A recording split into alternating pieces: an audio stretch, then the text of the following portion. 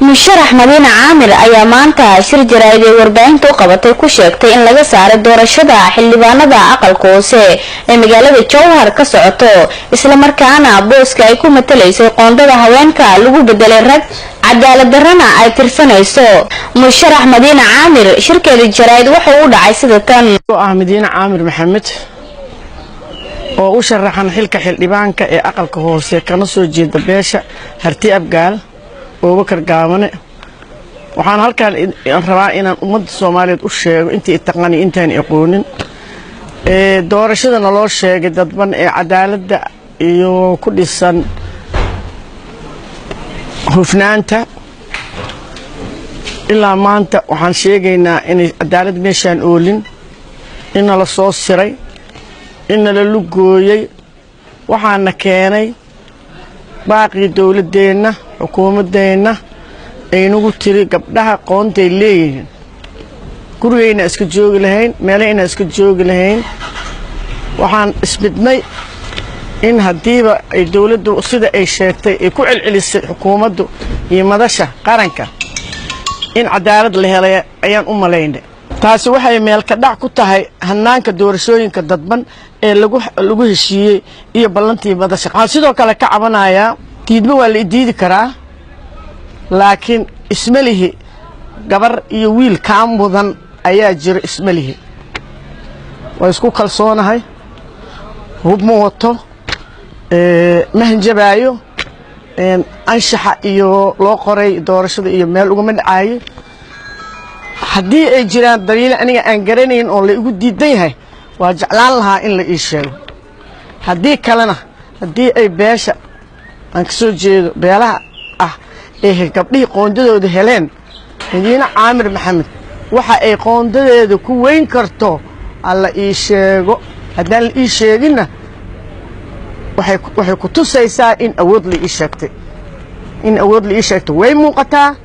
haddii wax laga qabtana khayr haddii laga qaban waayana anigu waligay waan ka daba qaylinaa shibiyaan la iga dhihinay haddaan wax mudnayna la ii sheego ma mudnida la dhaho hebela kaambuman haddii la dhaho waa yeelaa aniga waxaan idin xaqiijinaa hadday doorasho xaq ah jirto in aan 20 haddii ku yimaadeen jifadeyda oo rag ah inaan la tartami karo kana qaadan karo waa hubaataas balse waxaan ognahay inaysan jirin xalaal iyo tartan xalaal inuusan jirin ognahay waxaan ognahay oon rabaa ummadda Soomaaliyeed inaan u sheego beesha markay dooranaysay ergooyinka xaq waxaan u leenahay in loo waco nalama wicin gabdhaha daanahay xataa waa jiraa rag kale aan la wicin oo tartamaya nalama wicin qolaa qaadatay meel ku xiratay ka keensatay Muxammad Jowhar keensatay ku xiratay bal erga aniga aanan u tagi karin ee ergadeydii dooranaysa ee jufadeyda ee aanan u sheegi karin waxa aan rabo inaan qabto barnaamijkayga waxay ugu dooranayaan siday ii dooranayaan bal ergo inta meel lagu xareystay aan loona geli karin kuuna soo bixi karin kii soo bax banaanka tuuganimo ku soo baxana uu dadka dhex galaayo leeyahay tanasul ina tanasul ku soo intimidation wax la yiraahdo ku hayo anaka bal intee lagu arkay ergo haddana campaigner oo campaign sameynayso annaga dhibaatadaas aan haysa gabdhaha oo Bakar Gaabane haddaan nahay xaqdarraana haysata xaqdarradaas qof kasta oo u jeeda maanta hadii la iska inda kursiga waa mudanahay cidi igama mudna cida jifada aan ka soo jeedo inta yimaadaan tanasul lacag ku siinayna kana ku yeelayna sababta aan ugu tanasulaha ninka ila musharaxa maxay tahay ha iga qanciyaan lacag ma rabo ha ii sheegaano waxaan uga tanasulahay oo reerka u qabanayo 6 sano 7 sano joogay wuxuu reerka u qabtaa la ii sheego nin jeclaysiga hana la ka dhaafo dawladda naga soo gaarto gudiyada naga soo gaaraan odayaal dhaqameedka waxay